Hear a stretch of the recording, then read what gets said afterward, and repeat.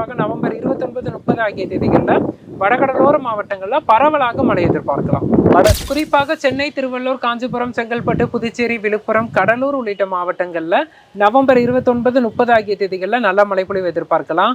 பரவலாக கன முதல் மிக கனமழையும், ஓரிரு இடங்களில் கடலோர பகுதிகளில் அதீத கனமழைக்கும் வாய்ப்புகள் இருக்கு. அதனால பெரும் வெள்ளம் ஏற்பட்டு இதே வேளச்சேரி, பள்ளிக்கரணை இதெல்லாம் பயங்கரமான, பெரும்பாக்கம், சோழிங்கநல்லூர் அதெல்லாம் பயங்கரமான டேமேஜ் ஆச்சு. அப்பனா அது எங்க கரையை கடக்கலாம் சார்? புதுச்சேரி, கடலூர் பகுதிகளை மையமாக வைத்து கரையை கடக்கும்னு எதிர்பார்க்கப்படுது. அப்போது ஏன் ஒரு தீவிரமான ஒரு சூப்பர் புயல் தனுஷ்கோடியை தாக்கியது, அதன் பிறகு இன்று வரைக்கும் அது போன்ற ஒரு புயல் இதுவரைக்கும் தமிழகத்தை தாக்கல. முன்னும் இப்ப பாத்தீங்கன்னா ராமநாதபுரத்தை ஒரே நாள்ல 41 சென்டிமீட்டர் மழை பெஞ்சு, அது யாராலுமே கழிக்க முடியல. அப்படி இருக்கிறப்ப இந்த பெங்கால் புயல் இப்ப நீங்க சொல்றீங்களே கனமழை பெய்யும் அப்படின்ட்டு, ஏன் அதே மாதிரி மழை பெய்ய வாய்ப்பு இருக்காது? அதை விட்டுட்டு நம்ம ஒரு 4-5 நாளைக்கு இப்படிதான் இருக்குங்கிறத விட நம்ம நிகழ்நேர அறிக்கைகளில் தான் புயலை பார்க்கணும். புயல் என்பது நீங்க நினைக்கிற மாதிரி கிடையாது, அது பல்வேறு வானிலை காரணிகளோட சம்பந்தம் உடையது.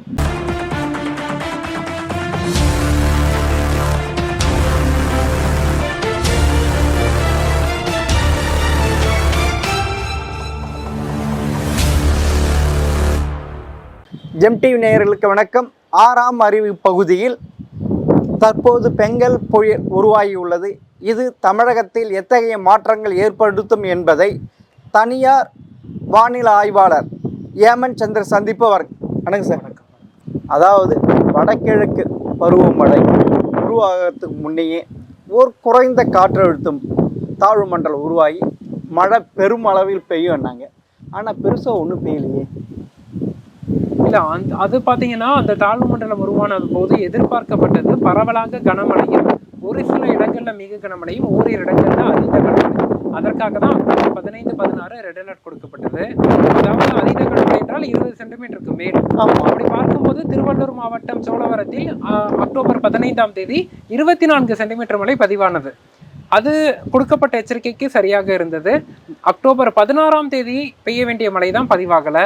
அது அப்போது ஏற்பட்ட வானிலை மாற்றத்தின் காரணமாக அந்த ஒரு நாள் மழை தான் குறைந்தது அக்டோபர் மாத நிகழ்வை பொறுத்தவரை. ஆனால் அந்த மிக குறைந்த காற்றாழு தாழ்வு மண்டலம் பார்த்தீங்கன்னா ஆந்திராவுக்கும் பெங்களூருக்கும் நல்ல மழை பெஞ்சுது. ஆனால் நம்மளுக்கு ஒரு இது இல்லை. ஆனால் தமிழக அரசு முன்னெச்சரிக்கை நடவடிக்கை பயங்கரமாக நடவடிக்கை எடுத்து மக்களை பயமுறுத்தினீங்க.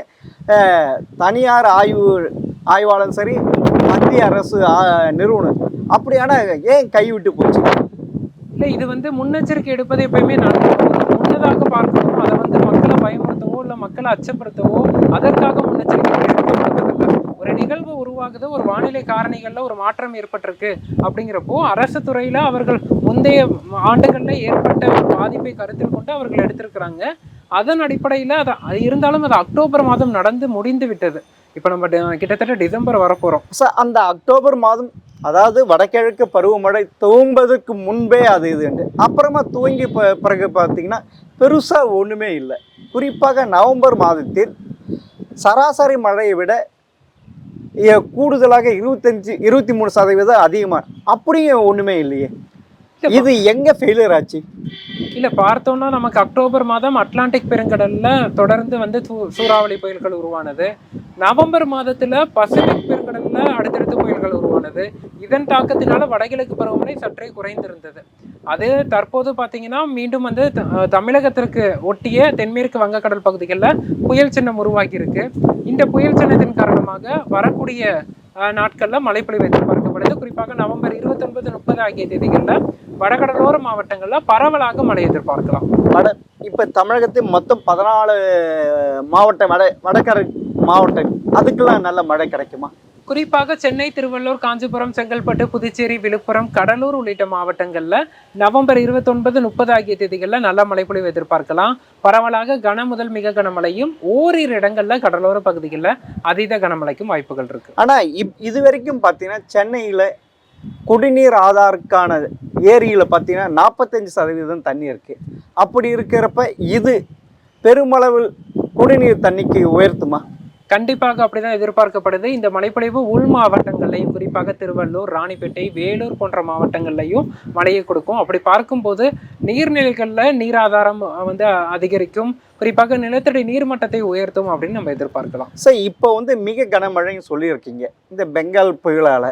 அப்போனா தமிழகத்திலும் குறிப்பாக டெல்டா மாவட்டங்கள், புதுச்சேரி, சென்னை இதுக்கெல்லாம் அதிக பாதிப்பு ஏற்பட வாய்ப்பு இருக்கா? இல்ல, மழைப்பொழிவுனாலே இப்போ ஊடகங்கள் வந்து பாதிப்பு இருக்குமா அப்படிங்கிறது தான் நீங்க முதல்ல வந்து கவனத்தை செலுத்துறீங்க. இந்த மழைப்பொழிவு எங்களை பொறுத்தளவுக்கு அதீத கனமழை 20 சென்டிமீட்டருக்கு மேல் மழை பதிவாகும்னாலே நம்ம அதுக்கான எச்சரிக்கையை தான் நாங்கள் கொடுக்குறோம். இது எந்த அளவுக்கு தாக்கத்தை ஏற்படுத்துங்கிறது மழைப்பொழிவு பதிவாகும் போது தான் தெரியும். 20 சென்டிமீட்டருக்கு மழை பதிவானால் உடனடியாக வெள்ளப்பெருக்கு எடுத்துக்கொண்டு வந்து விடாது. அது ஒரு போக்குவரத்து இடையூறை ஏற்படுத்தலாம், தாழ்வான இடங்கள்ல தண்ணீர் தேங்கலாம். இது போன்ற ஒரு சூழல் தான் ஏற்படும். ஏன்னா இப்போ தொடர்ந்து மழை பெஞ்சிட்டே இருக்கு, பூமி ஊறி இருக்கு. அப்போ இருக்க பெய்கின்ற மழை வெள்ளத்தை தானே ஏற்படுத்தும். இல்லை, நமக்கு நீர்நிலைகளில் நீர் ஆதாரங்கள் பார்த்தீங்கன்னா 45% நீர் தான் இருக்கு. அப்படி இருக்கும்போது உபரி நீர் திறப்பதற்கான வாய்ப்புகள் இல்லை. அப்போ நீர்நிலைகள்லேருந்து நமக்கு எந்த பிரச்சனையும் இல்லை.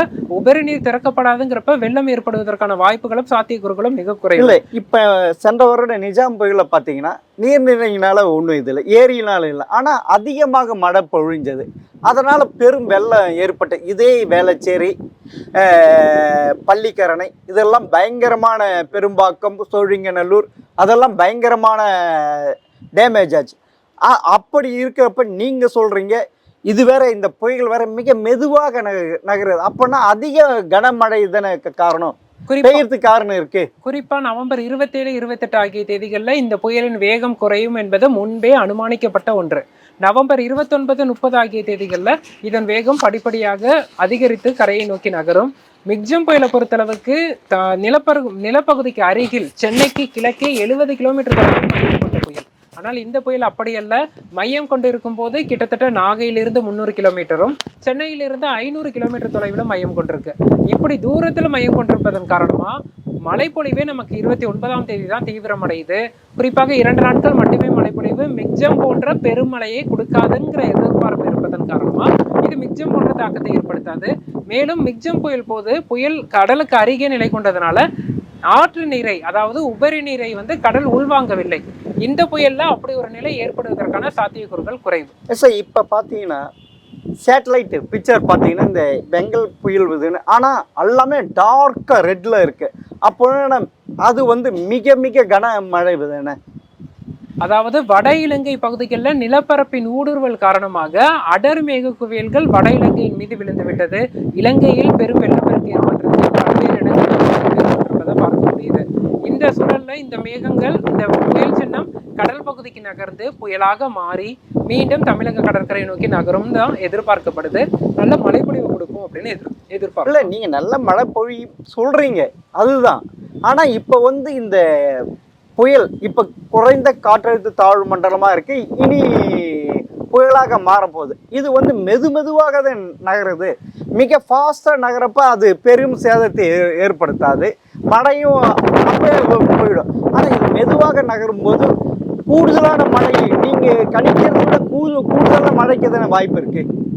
கணிக்கிறதை விட கூடுதலான மழை வாய்ப்பு இருக்கா என்பதை நீங்க பொறுத்திருந்து தான் பார்க்கணும். அது எப்படி, அதையும் கணிக்க முடியாது. கூடுதல் மழை வாய்ப்பு இருக்காங்கிறத கணிக்கிறதை தாண்டி மழைப்பொழிவு இருக்குமாங்கிறத அதுக்கு ஒரு கணிப்பு கொடுக்க முடியாது. ஆனால் இந்த புயல் சின்னம் 26, 27 தேதிகளில் மட்டுமே அந்த 27, 28 தேதிகளில் மட்டுமே வலு குறைந்து நகர தொடங்கும். 29ஆம் தேதி காலை முதல் நகர்வில் வேகம் எடுக்கும், வேகமாக நகர தொடங்கும் நிலப்பகுதியை நோக்கி அப்படின்னு எதிர்பார்க்கப்படுது. சார் அது அப்பனா அது எங்க கரையை கடக்கலாம் சார்? புதுச்சேரி, கடலூர் பகுதிகளை மையமாக வைத்து கரையை கடக்கும்னு எதிர்பார்க்கப்படுது. அப்போ நாகப்பட்டினந்து சென்னைன்ட்டு இன்னொரு வல்லுநர்கள் நிறைய பேர் நானே அதுதான் சொல்றேன். சென்னை மகாபலிபுரத்திற்கும் நாகப்பட்டினத்திற்கும் இடையே புதுச்சேரி, கடலூர் பகுதிகளை மையமாக வைத்து புயல் கரையை கடக்கும் இடத்தை எப்பயுமே சொல்லணும்னா ஒரு 2 முனைகளை எடுத்துக்கொள்ள வேண்டும். சென்னைக்கும் நாகை அப்படிங்கிறது அது கோன் ஆஃப் அன்சர்டனிட்டி. இந்த பகுதியிலிருந்து அந்த பகுதி வரைக்கும் அதன் தாக்கம் இருக்கும் அப்படின்னு எடுத்துக்கலாம்.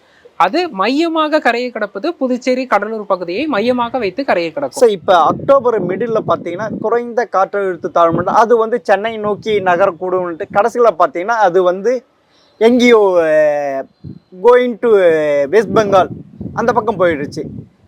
ஆந்திரா அந்த பக்கம் போயிடுச்சு மிக இது அதே மாதிரி ஏற்படுறதுக்கு இந்த வாய்ப்பு இல்லை. இந்த முறை புதுச்சேரியில் தான் கரையை கிடக்குது. அப்படி பார்க்கும்போது சென்னை வரைக்கும் மழைப்பொழிவு இருக்கும் அப்படின்னு எதிர்பார்க்கப்படுது. ஒவ்வொரு நிகழ்வுகளும் வேறுபட்டவை. ஒரு நிகழ்வை அப்படியே தூக்கி இன்னொரு நிகழ்வோட ஒப்பிட முடியாது. ஒவ்வொரு புயல்களும் ஒவ்வொரு சலனங்களும் ஒவ்வொரு தாழ்வு பகுதிகளும் முற்றிலும் வேறுபட்ட ஒரு நிகழ்வு. அதை ஒவ்வொன்றையும் தனித்தனியாக தான் நம்ம பார்க்கணும். இப்போ இந்த பீரியட் பார்த்தீங்கன்னா லால்னினோ பொறுத்த வரைக்கும் அதிக மழை கொடுக்கக்கூடியது. அப்படி இருக்க இது வரைக்கும் பெருசாக எதுவும் இல்லை. ஆனால் நம்மளை பொறுத்த வரைக்கும் தமிழகத்தை பொறுத்த வரைக்கும் டிசம்பர் மாத காலங்களில் அதிகமான மழை பொழிவும் இருக்குது சாதாரணமாக. அப்படி ஒரு நிலைமை இது. ஏன்னா இது டிசம்பர் இறுதியில் ஸ்டார்டிங்கில் வருது. அப்போனா அதிகமான மழை பொழிவு இருக்கா? இந்த ஆண்டு வானிலை காரணிகள் மிகவும் சற்று உடனுக்குடன் மாறக்கூடியதாக இருக்கு. குறிப்பாக பார்த்தோம்னா கடந்த ஆண்டு எல்லினோ, அதை தொடர்ந்து வந்த லானினா, தற்போது வரை முழுமையான லானினா உருவாவதில் சற்றே தாமதம் அப்படிங்கிற நிலையில போயிட்டு இருக்கு.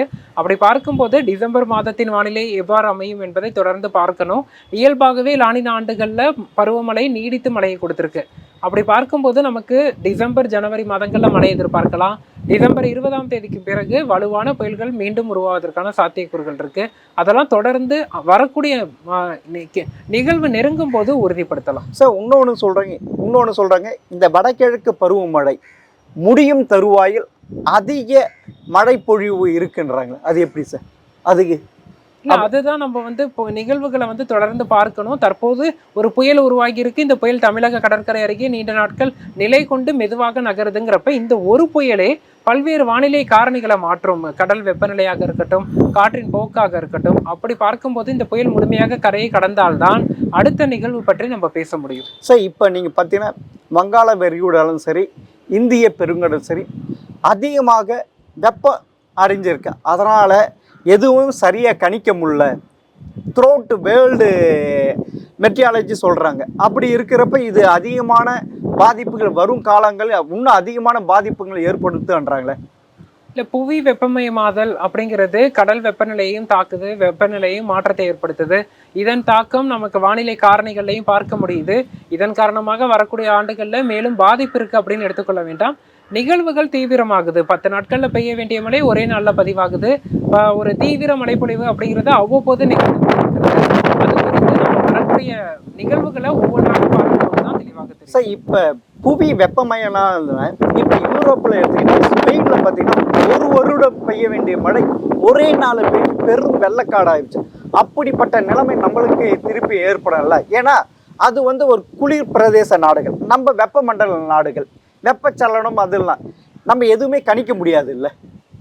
இல்லை, இப்போ ஸ்பெயின்லேயே அந்த ஒரு வருடத்தில் பெய்ய வேண்டிய மழை ஒரே நாளில் பெய்து விட்டது. அந்த மழைப்பொழிவை எப்போது கணித்தார்கள் ஸ்பெயினில் அப்படின்னு பார்த்தா பெய்த பிறகுதான் கணித்தார்கள். பெய்வதற்கு முன்னதாக எந்த அறிவிப்பும் வரவில்லை. ஸ்பெயினில் வந்த வெள்ளப்பெருக்கையும் எல்லாத்தையுமே பார்க்க முடிஞ்சது. அப்படி பார்க்கும்போது நம் பகுதியிலும் வெப்பமயமாதலும் புவி வெப்பமடைதலும் வெப்பநிலை உயர்வதும் இது போன்ற ஒரு மழைப்பொழிவை ஏற்படுத்துங்கிறத நம்ம தொடர்ந்து சொல்லிக்கொண்டு இதையே நம்ம மீண்டும் மீண்டும் தெரியப்படுத்தும் போது தான் இது போன்ற ஒரு ரெட் அலர்ட் எச்சரிக்கையெல்லாம் வரும்போது மக்கள் பதற்றம் அடைகிறாங்க. ஒவ்வொரு நிகழ்வையும் தனியாக பார்க்கணும். தீவிரமான நிகழ்வு வரும்போது அந்த தீவிரத்தை பற்றி பேசலாம். அனைத்து நிகழ்வுகளுமே பெரும் மழைப்பொழிவை கொடுக்கும் அப்படின்னு நம்ம எதிர்பார்க்கணும். சார் இதே இங்கிலாண்டில் பார்த்தீங்கன்னா இப்போ குளிர் பிரதேசம், ஒரு பக்கத்தில் பனி பொழியுது, இன்னொரு பக்கத்தில் பெரும் வெள்ளம். இதுவும் புவி வெப்பமயமான இது தானே. இதே தான் திருப்பின்னு சொல்கிறேன். அது குளிர் பிரதேச நாடு, நம்ம வெப்பமண்டல நாடு. அப்படி இருக்கிறப்ப நம்மளுக்கு அதிகமான பாதிப்பு அனைத்து வானிலை ஆய்வாளருக்கும் உலக குறிப்பாக சவுத் இந்தியாவுக்கு பெரும் பாதிப்புகள் ஏற்பட வரும் காலங்களில் சொல்கிறாங்க. அது எவ்வளோ?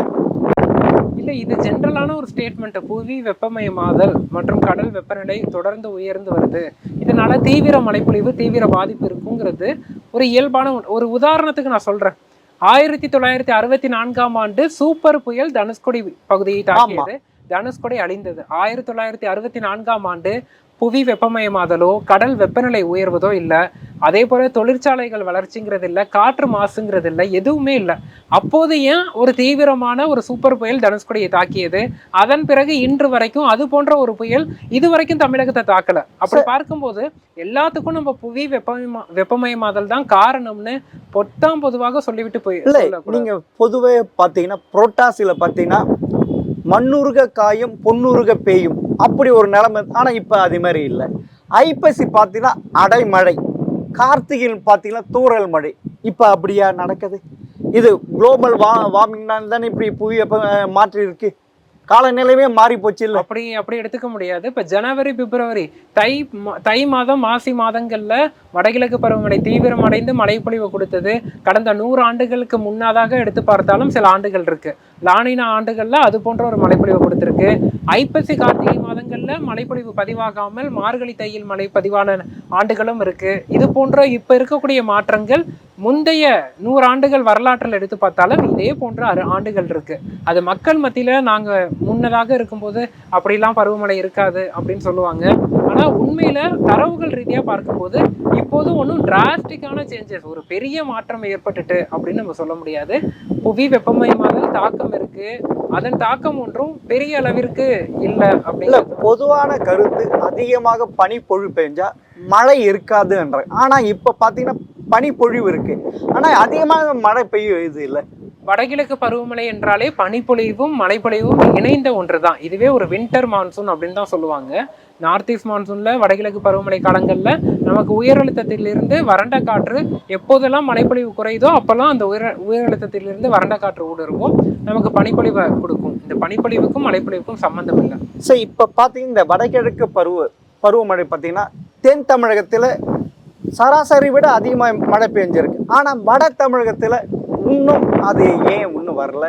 இல்லை போனால் இது இந்த வாட்டி மழை இருக்குமா இருக்காதா, அதுவும் ஒரு டவுட்டாக இருக்கு எல்லாருக்குமே.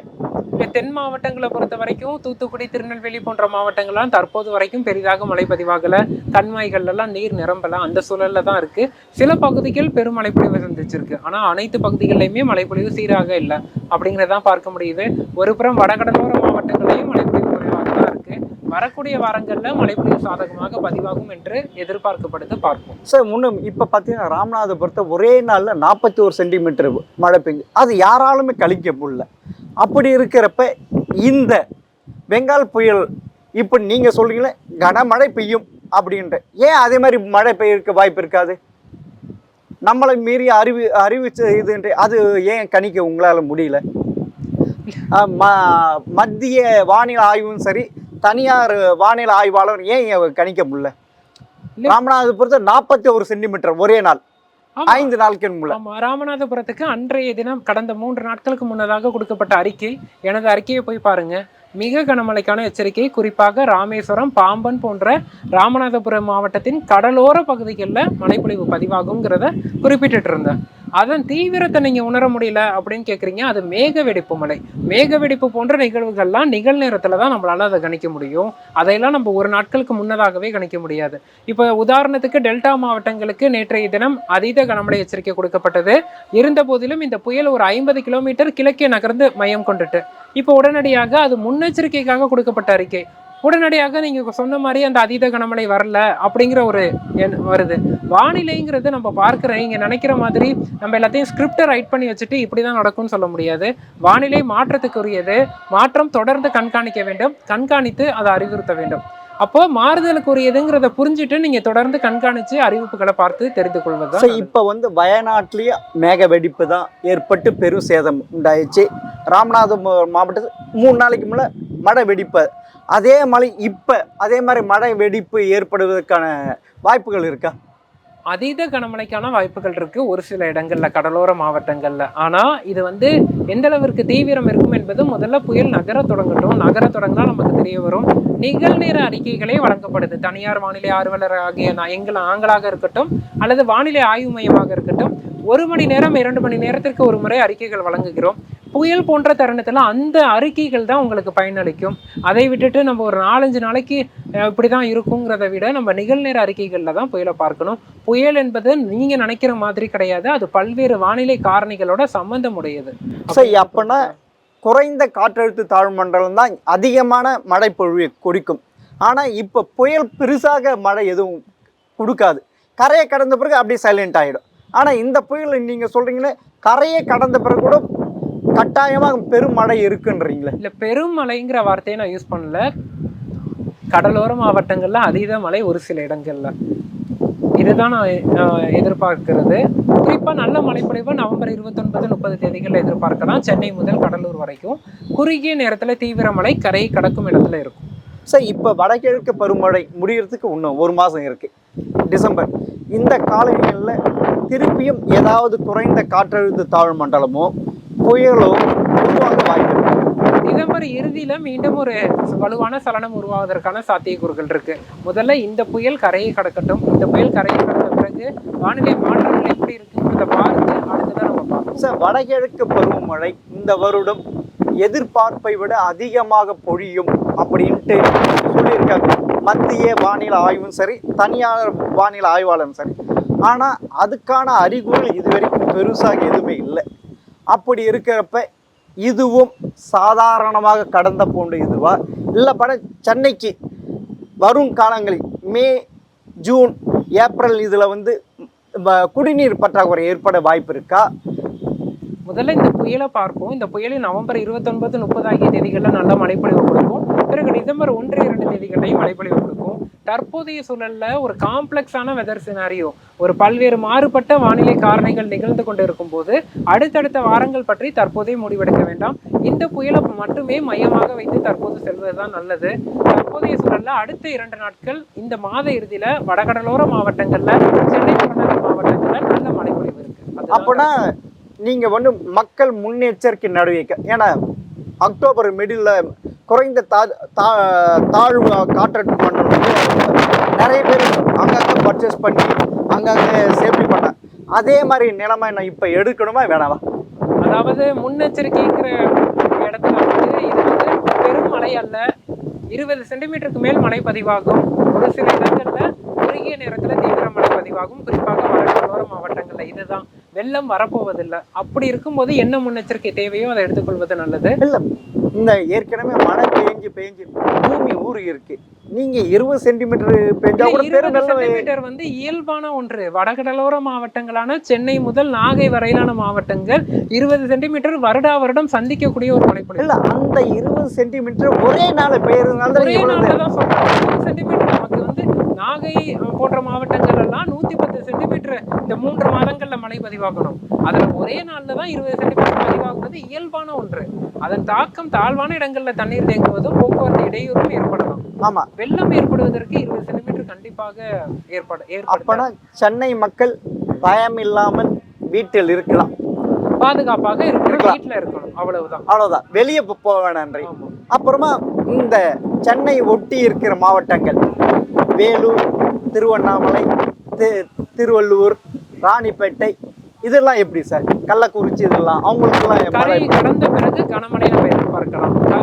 நவம்பர் 30ஆம் தேதி பிற்பகல், டிசம்பர் 1ஆம் தேதி நம்ம கனமழை பொழிவை எதிர்பார்க்கலாம். சரி, நீங்க சொல்ற மாதிரி சென்னைக்கு எந்த பெரிய பாதிப்பும் இல்லை, உள் மாவட்டங்களுக்கும் பெரிய பாதிப்பு இல்லைன்றீங்க.